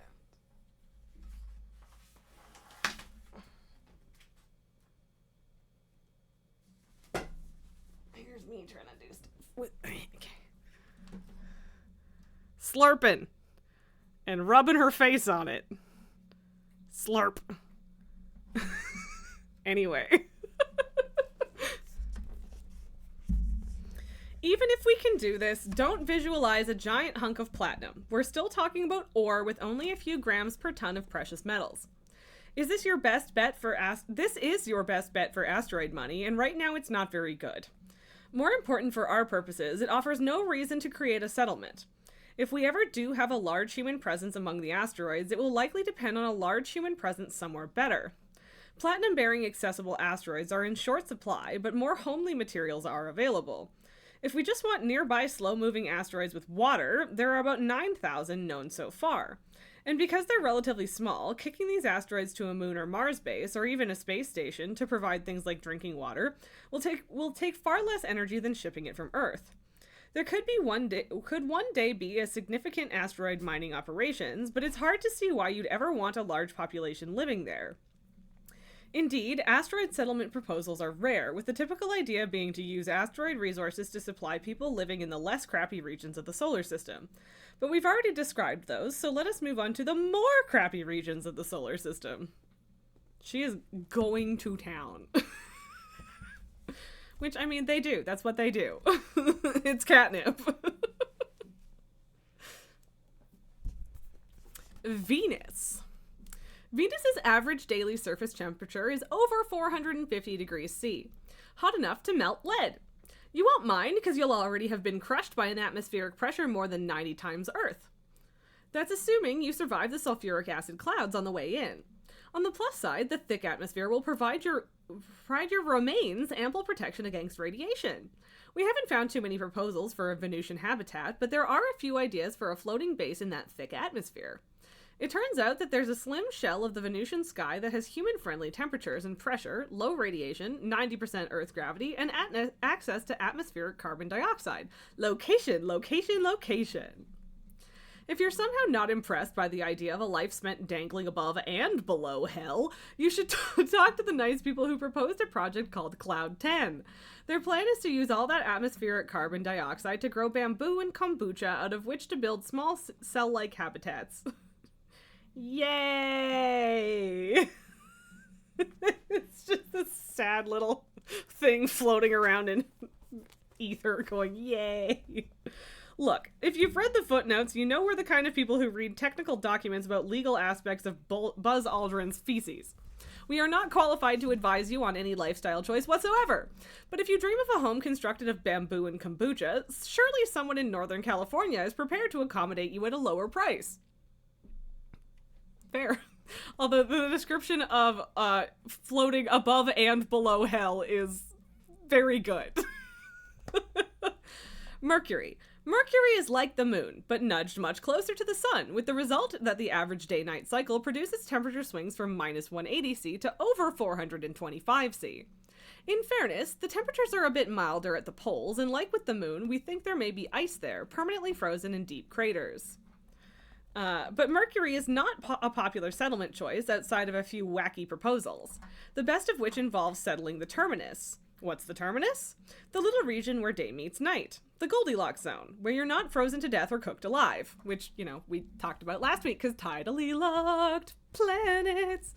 Penguins just hope nothing ever goes wrong. Exactly! It's fine. Everything's fine. Are you good, child? Are you just super stoned? Super stoned baby girl? Yeah. She is allowing pets.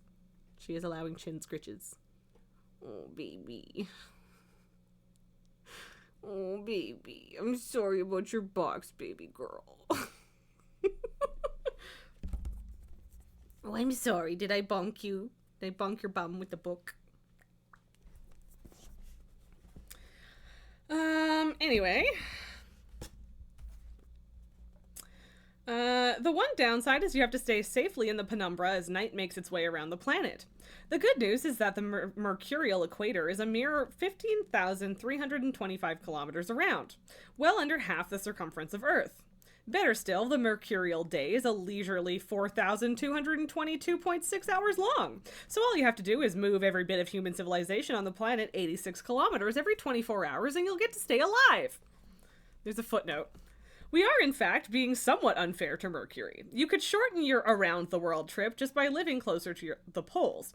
However, if you've chosen to live somewhere that is pizza oven hot if you stray too far from home, you've already demonstrated limited reasoning ability. I do apparently stoned cat space stream. Yep. And Elaine, apparently I do need twin boxes, but I don't know where I would put the other one. Maybe we could convince Lily to sleep in the shelf back there, but I don't know, man. Although usually he's not here anyway. Having gotten him stoned to the point of sleepiness is the only way we've fended off Pabu being a dick, so. Hi, baby. Yeah, you having a bath? Mm-hmm. What? Stop twitching your bum at me.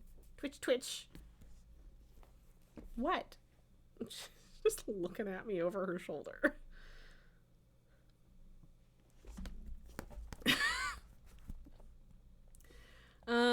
Or anyway, at least not get killed, in particular by the cold or heat. You'll still have the radiation, lack of air, and constant regret over your life choices.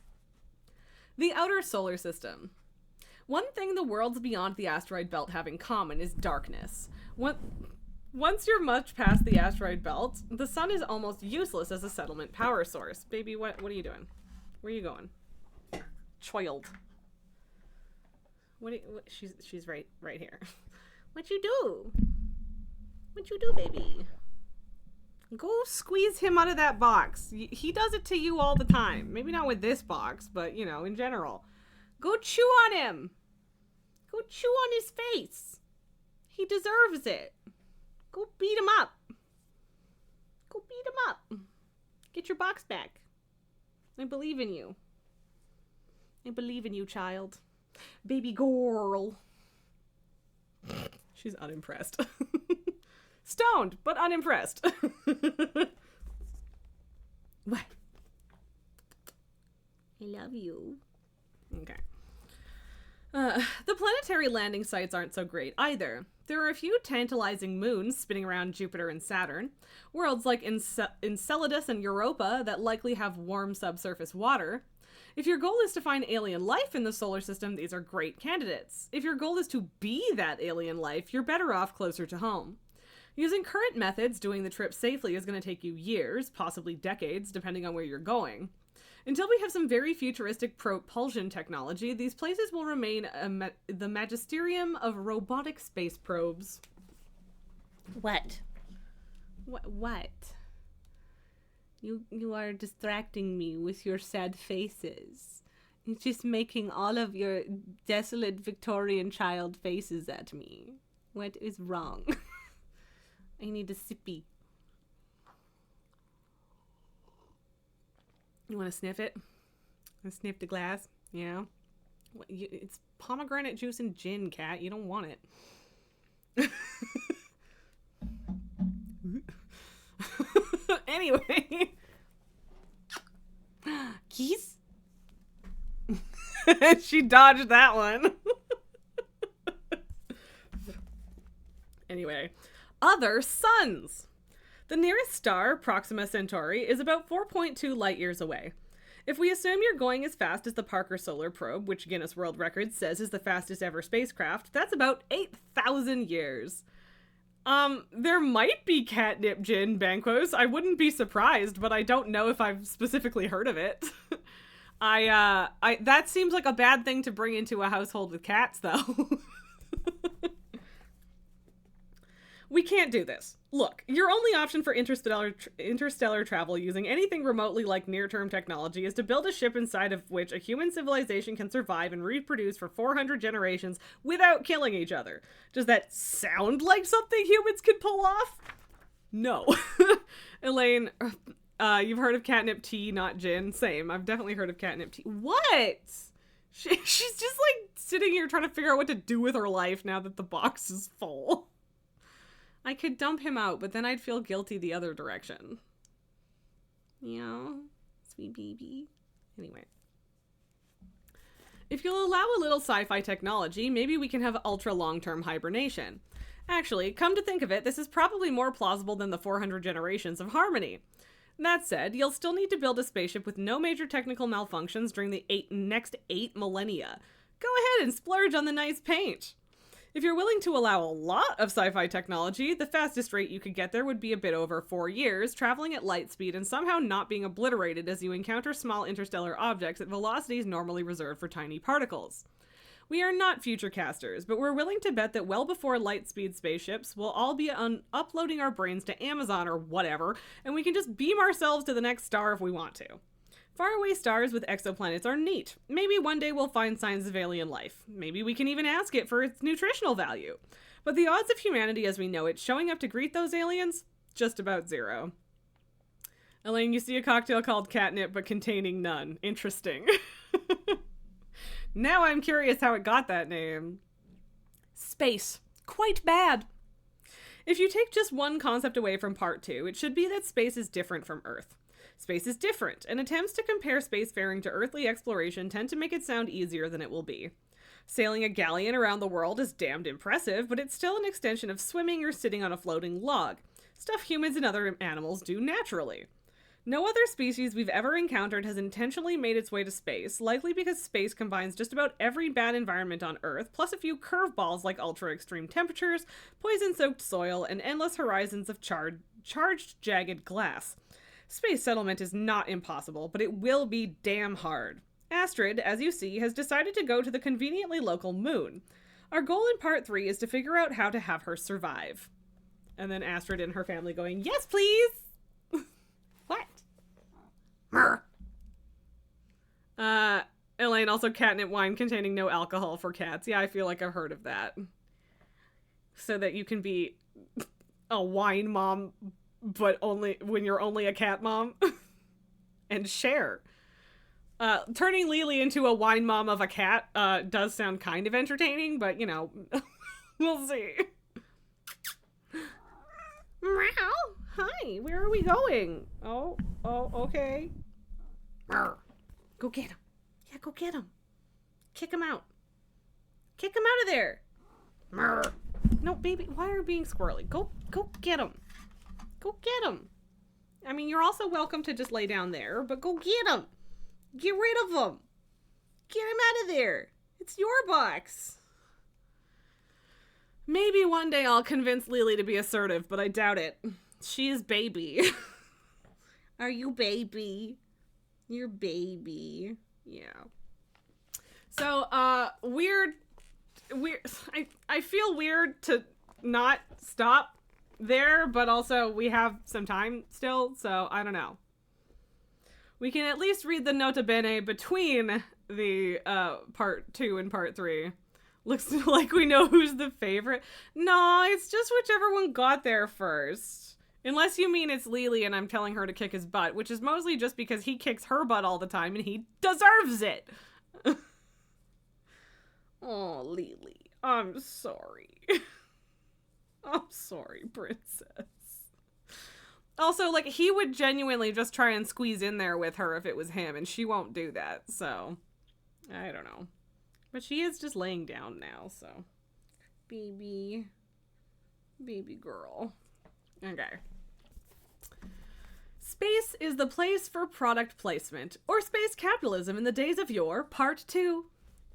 Given their vast cost and battlefield potential, in the years after Herman Oberth exploded himself, rocket funding would not come from movies or venture capital. It would come from governments and militaries. But when the spigot of Cold War money began to run dry, things changed. As the USSR limped into the late 1980s, the Soviet Space Agency found itself in want of cash and willing to be a little less communist in the pursuit thereof. By the late 90s, Russia had pushed so far into commercialization, some of their activities made even Americans cringe. Emblematic of this change was a 1997 commercial using footage filmed aboard Mir, the largest space station ever constructed at the time. It was shot by Alexander Lazutkin, featuring... Okay, I figured... Alright, this is Zyla Ray. There we go. We can have me butcher the Russian name... while everyone's watching pre-roll ads. Welcome on in, Raiders. Hi, Zyla. Hi, Nate. How's it going? Thank you very much. I will toss you a shout out real quick here. Lily and Pabu do welcome the Raiders. So Pabu was being a little shit, so we got him high, and now he's sleeping in the box. But of course, Lily usually has the box, so she is moping. She is moping. And she is also high on catnip. Yeah, well, what? It's not my fault your tail was on my keyboard and I apparently poked a tail hair. I know, she is a poor baby. How is Stardew? I assume you're very excited for the update tomorrow that we sort of kind of talked about yesterday. But yes, anyway, welcome on in. Thank you for bringing your slimes to me. I hope you had a wonderful time. If you or any of your wonderful viewers need to jet off to take care of existing, and all that jazz after a long stream, then please feel free. I completely understand, but welcome here. I'm Raz. We're reading and drinking as we do on Monday nights. And yeah, we mostly play video games, but Mondays are weird, so welcome. Zyla says, tomorrow, woo! You can't be excited enough. You are vibrating with joy, and it's bedtime. Enjoy Mars. Yes. Yeah, I'm still trying to decide if I'm going to play Stardew tomorrow or not. I haven't figured that out yet. But regardless, exciting! But yes, I shall continue reading and possibly put you to sleep with my nerdy Mars shit. Although we are currently reading about space capitalism and product placement in space. Apparently, I also need to have a snack. Thank you, Bankos. Lily, I just moved this. You don't have to twitch and freak out. It's fine. You're fine.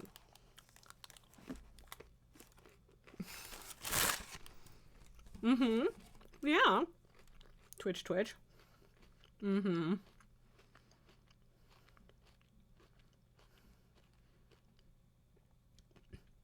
Are you a sweet little baby? Yeah, you are. Oh, what's up? Where are you going? Hi. Is there a little baby face? Baby face? Baby face! Okay, I was telling you to sniff that one, but sure. Hi. Sad baby is sad. The saddest baby to ever baby. So sad. What are you staring at? What are you staring at?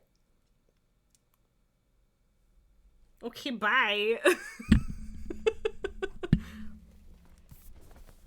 What? Poor Lily's such a sad babe. He's so sad. So sad. Always depressed. Squeezing past the mic. Go get him. Go beat him up. Do it. I dare you. Beat him up. Go get him. Where are you going? Stop crashing into my microphone. I don't know, Mommy. I just want my box. And I can't have it. And I don't know what to do with myself. Yeah, anyway.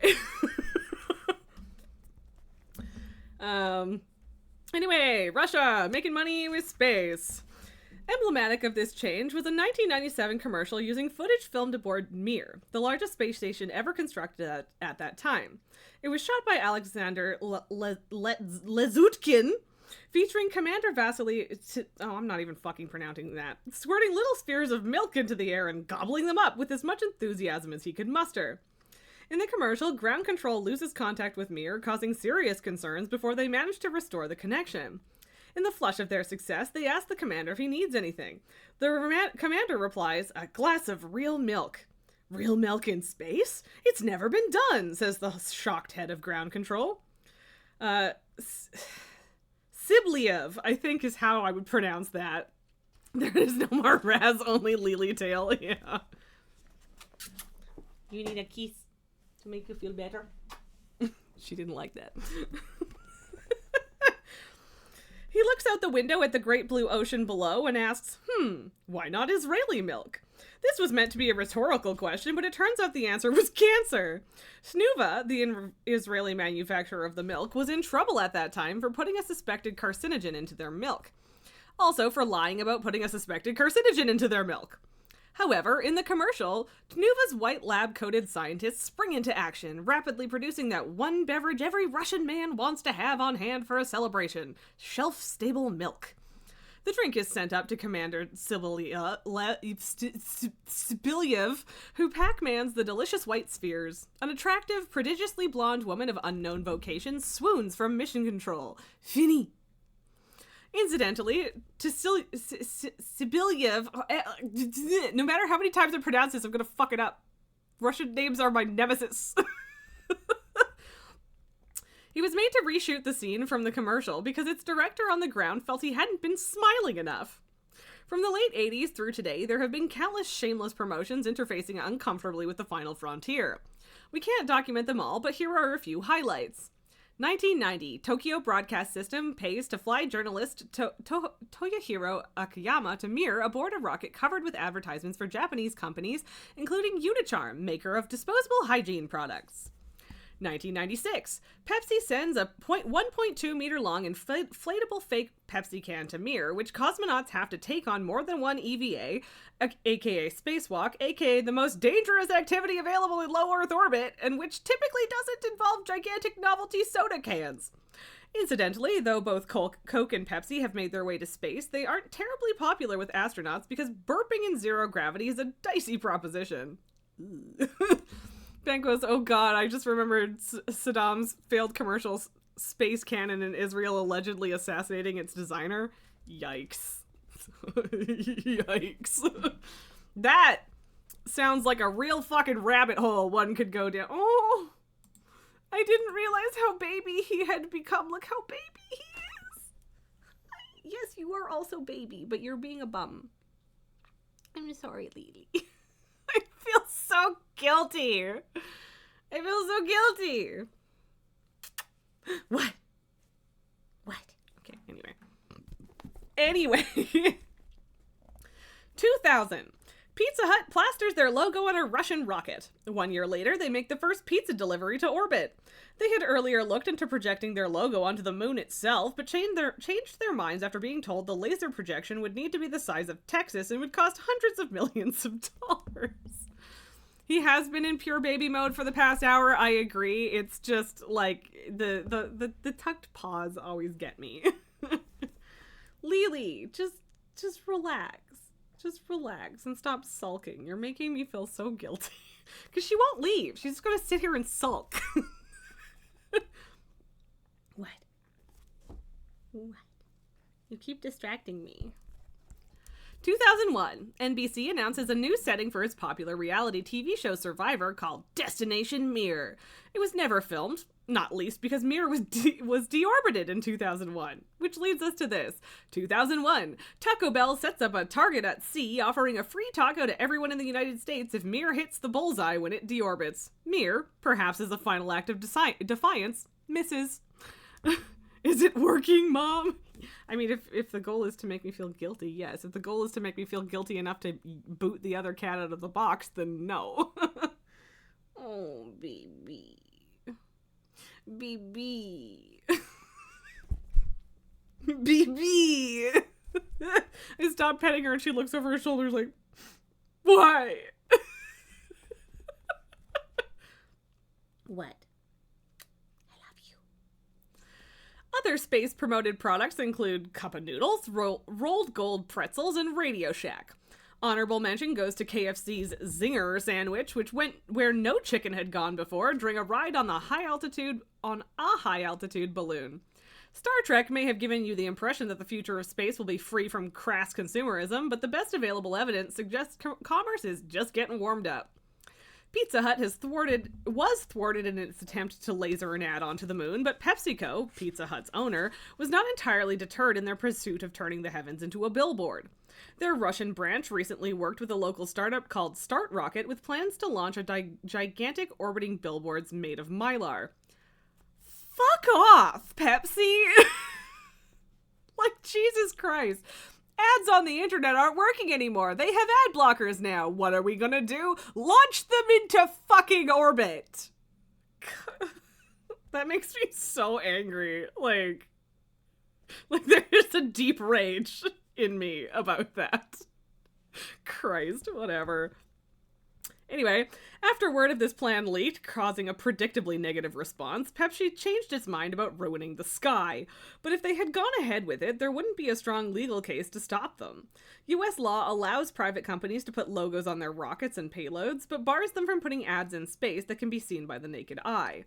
However, legal precedent going back to the first satellite launch in 1957 says satellites can move freely over all countries. So in principle, if you want to blot out the stars over America with a mylar sheet that says, "American beer sucks," you just have to launch from somewhere other than the United States. The United Nations Committee on the Peaceful Uses of Outer Space has shown interest in organizing to stop obnoxious space ads, but no concrete steps have been taken. Given more pressing issues like space weaponization, this is hardly surprising. As they note in a 2002 committee report, the view was also expressed that there was a question as to the priority nature of such a recommendation. Fair enough. Our perspective in this book is that in the wildly alien environment of space, human nature will remain decidedly earthly. So while we don't know whether your grandchildren's grandchildren will inhabit underground Martian caves or floating cells of kombucha skin in the Venusian skies, we can be certain that wherever they are in the cosmos, Ronald McDonald will find them.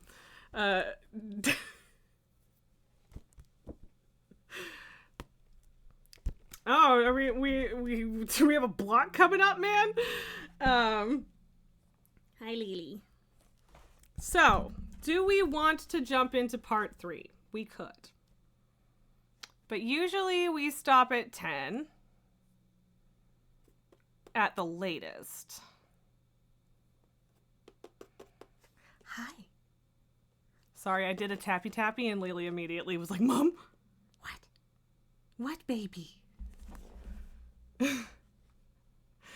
Honestly, I'm not even gonna wait for that to get worse. Fuck off.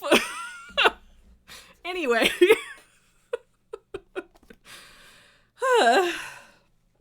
Always my favorite. Just chatting's the best. Okay. All right. Okay, so there is a little preamble to part 3 at least. Rip Rando. Rando killed themselves on that one. But once again, demonstrating why I fucking love this category.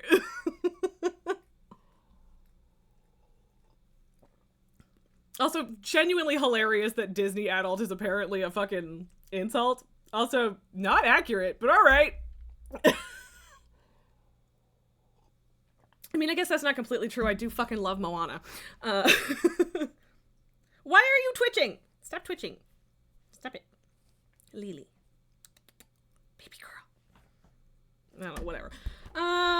Yeah, we can read the preamble at the very least. Maybe? I don't know. Maybe that's bad, because then...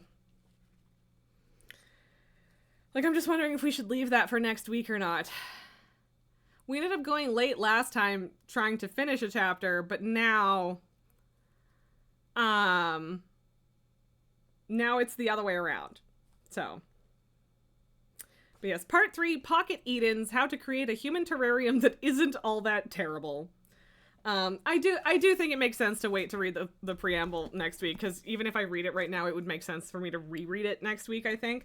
So let's just chat a bit and wrap it up. Oop. Whoop. Ooh, whoop. Lily is still staring. Oh, Babu, what a baby. Sorry, I dropped a piece of paper on the floor and it was folded up, and now I'm trying to refold it with one hand. It's a problem. But yeah, so again, if any of you have opinions about what we should play this week, let me know in Discord. You are more than welcome to suggest things. Again, probably not WoW tomorrow, regardless of update, just because I sincerely doubt that the servers will be up while we are still live. But maybe. And, so yeah, Stardew or Cult of the Lamb or Potionomics is where I'm leaning. Okay, baby, bye. I'll come pet you on the couch soon, I promise. Lily has left. But yeah, I don't know. Let me know if you have opinions. If not, whatever. We'll figure it out. I'll flip a coin. Something like that. The only thing... Oh, I was going to say with Potionomics is that I need to set up the capture card, which technically is set up, but I actually don't. The boyfriend was playing it on the TV, but he just connected the HDMI cable to his computer. Elaine, spending tons of time trying to get a Shellwalker heart in HCD to get one of the outfits. You finally get one, and then 2 more in the same pack of mobs. Yeah, that sounds about right. That tracks. It does.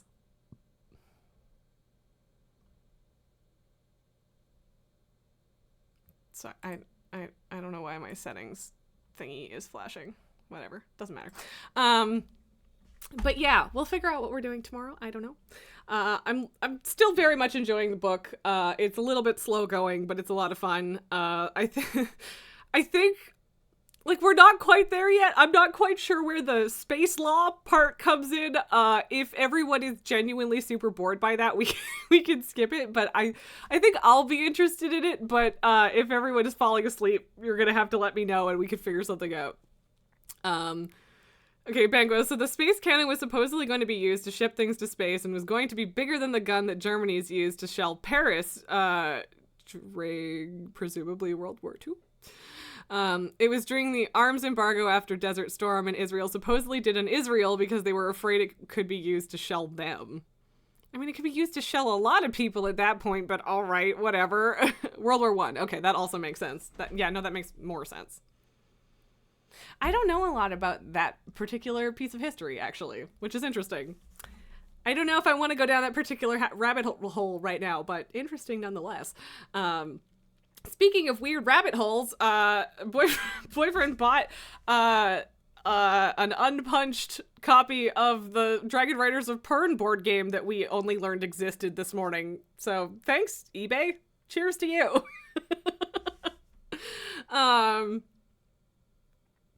Yeah. Goblet empty. We did it. We've arrived. We've succeeded. I always feel a little weird ditching shortly after a raid, but that's all good. Sorry,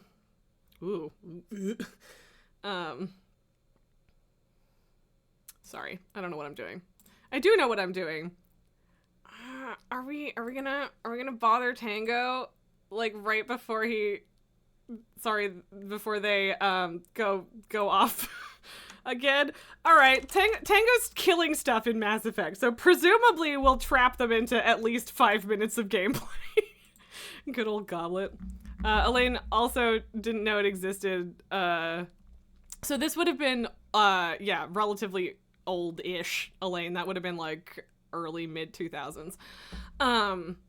But yeah, we'll raid Tango again, because Tango's the only person up that I know right now, and they will probably raid out relatively soon once again. So yeah, let's not expect to stick around too long, just like last week. One of these days I'll end up raiding Zyla on a Monday, but you know, we'll see. Zyla's usually offline by 9 o'clock is the problem, so there's that. But yeah, we'll figure out what we're doing tomorrow. I hope you guys had some more fun with the book today. I'm gonna set up this raid so I have a timeline for me to stop rambling. Always good to have a timeline for me to stop rambling. And yeah, we'll figure it out. This is the start of the week. Hopefully this week will be a little bit less overwhelming than last week was, and yeah, I don't know. Love you guys. Thank you very much for the stream, Zyla. Spaced out raid indeed, and with the sleepy baby in the back. Yeah, that'll do it, I think, for us tonight. Thanks for being here. I will see you guys tomorrow. Bye.